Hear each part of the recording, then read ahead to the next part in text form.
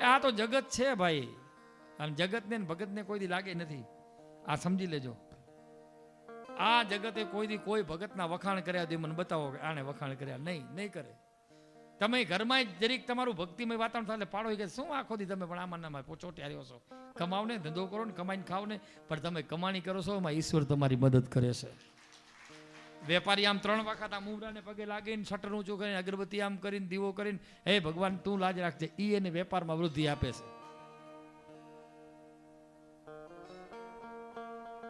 એટલે ઈશ્વરી તત્વ છે એને ઓળખવું બહુ અઘરું છે. પણ કળિયુગમાં આ બધું કરવા જેવું, ભગવાનની ભક્તિ કરવી, પરમાત્માને યાદ કરવા, ભૂખ્યાને ભોજન કરાવવાનું. આપણે જે કાંઈ કમાય છે એમાંથી આમ તો લખે છે 10મો ભાગ વાપરી, પણ જીવ ના લે તો એક રૂપિયો તો વાપરો. અને બધાયથી વધારે વાલા ભક્તો કહું ને તો કળિયુગમાં કાંઈ ન થાય તો કાંઈ નહીં, કોઈ ભક્તિ ન કરો તો કાંઈ નહીં, ક્યાંય દાન ન કરો તો કાંઈ નહીં, તમે ઘરથી બહાર ન નીકળો તો કાંઈ વાંધો નહીં, પણ તમારા મા અને બાપની સેવા કરશો ને તો એ મોટી ભક્તિ છે. લાખો કમાતા હો ભલે, મા બાપ જેના ના ઠર્યા એ લાખ નહીં પણ ખાખ છે, આ કવિ કદી ભૂલશો નહીં. તમે લાખો રૂપિયા કમાતા હો, તમારે કરોડ રૂપિયાની ફેક્ટરી આલી દો, તમારો મા અને તમારો બાપ જો દુઃખી હોય તો આનાથી કોઈ જગતમાં દુઃખી નથી. મોટા દુઃખી તમે છો જેને માં નથી. સાહેબ જગતપતિ જો એમ કહેતો હોય કે હવે ગોકુળ સામે લમણો નથી પાડજો, કેમ તો કે મને મારી માં યાદ આવે છે. વિદુરજી ઉદ્ધવજી કાલથી મારી જે થાળી બનાવે છે ને કહેજો એની અંદર ગોરસ ને પીર છે. કેમ ગોરસ પીરવાથી મને ત્યાંની માં યાદ આવે છે. અને આજના બધા જુઓ તો એને માં તો બાપ તો યાદ જ નથી. મા બાપ જાણે ગાજર મૂળા લ્યો, તમને ખબર ન પડે. એક જ વાત, તમને ન ખબર પડે તો કેદી ખબર પડશે.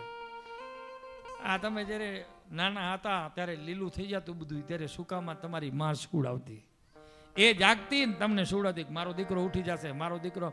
હું જોઉં છું કેટલી માઓ મારી પાસે વલોપાત કરે છે, બાપુ અમારા દીકરાને આમ છે, અમારા દીકરાને આમ છે, અમારા. અને એ દીકરો જરાક ભણી ગણીને આમ હોશિયાર થઈ જાય ને સારી નોકરી મળી જાય ને 2 પૈસા કમાતો થઈ જાય એટલે એ જે માં એને ભણવા માટે ટિફિન તૈયાર કરી દેતી, એના કપડાં ધોઈ દેતી, પ્રેસ કરી દેતી, બધું સાચવતી. અને એ જ માને પાછો એ દીકરો એમ કહે કે તને ખબર ના પડે, તું છાની માની બેઠી હો.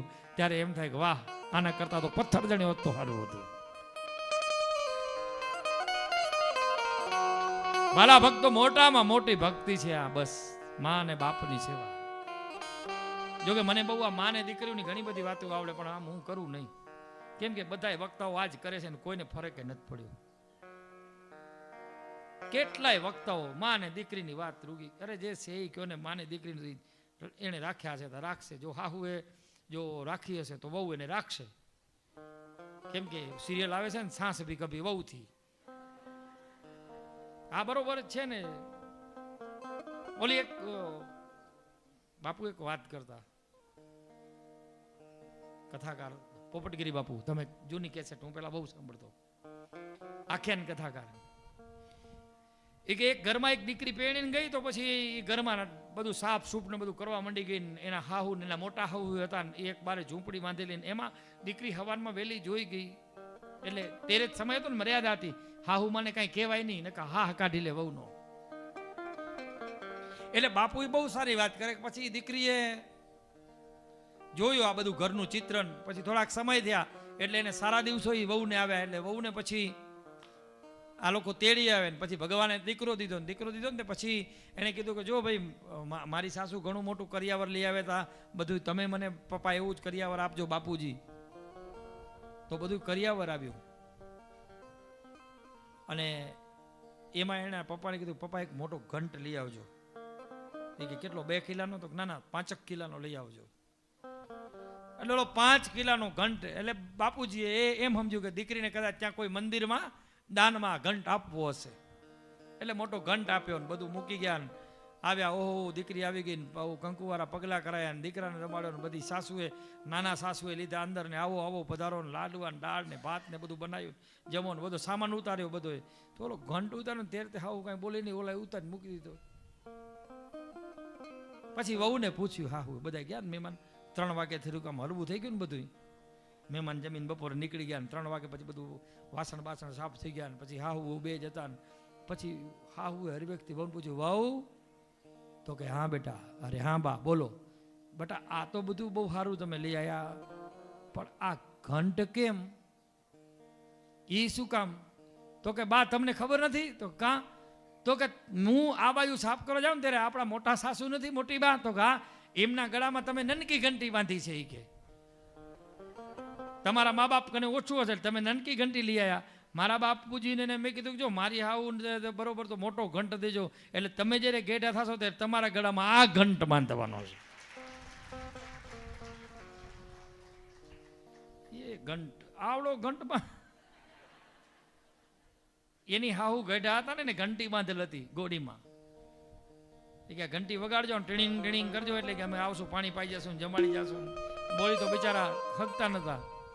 એટલે જે વહુ છે, જે હાહુ છે, એનું આગલું ચિત્ર જોશે એવું ચિત્ર તમારા ઘરમાં ઊભું થશે. આવડો મોટો ઘંટ. પછી તો ઓલી રોજ આમ ઘંટામે જાય ને બી જાય, વળી બોર કાઢે. વળી આમ ઘંટામે જો એ કે ઘંટ મંદિરમાં દાનમાં દઈ દેવો છે. એટલે તમે જે હાહુ કરશે ને એવું વહુ ભૂતકાળમાં કરશે, આ સમજી લેજો. હાહુ દાન કરતી હશે ને તો એ વહુને કેવું નહીં પડે કે દાન કર, એને ખબર જ પડી જશે કે મારા પરિવાર દાન કરતો તો મારે દાન કરવું જોઈએ. પણ હાહુ જો ખરાબ ખરાબ બોરા વીણી રાખે તો કે માંગવા વાળા દઈ દેજો. આપણી વચ્ચે અત્યારે નથી રહ્યા લાલજી અંકલ, લાલજી દાદા મોરબી વાળા. હર શનિવારે આવે સત્સંગ કરે. એ બહુ એક સારી વાત કરતા.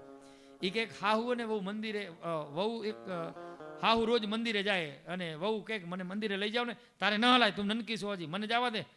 એમ કરતા કરતા એ કે રોજ જાય. વળી કે આજ મને મંદિરે તો નથી જવું, છાની માની બેઠી હો. એ કે એક દિવસ હાહુએ કીધું કે હવે તારે દર્શન કરવા લો. તો કે હાલ મારે હાલવું છે. તા તો વહુએ ગઈ ભેગી. એટલે વહુએ દર્શન કરીને હાહુ હોય તો આમ આમ આમ આડા ફેરા ફરીને ચોખાની ઢગલી કરીને પૂજારીને આમ ટકો એક દીધો ને આમ ઘડી વાર આંખો બંધ કરીને જે કાંઈ ધૂનું ભજનને દેખાડા વખાડા કરવાના તે કર્યા ને પછી આમ વહુ આમ જોતી શું થઈ કે બે જાય. એ કે બા બા તો હા આ ભગવાન જોવો તો ખરા કે મારા સામે ડોરા કાઢે છે. એ કે વાલા મુયા મૂર્તિ કોઈ દી ડોરા ના કાઢે, સાની માની બે કે મારી કિંમત કરાવીશ. એ કે તો બા હવે તમે બધું બધું કરો, હાલો હાલો હાલો ઘરે હાલો, પાણીમાં ગયું બધું. ભગવાન ડોરા ન કાઢે. ભગવાનની મૂર્તિ તો હસે સાહેબ, ડોલે બોલે.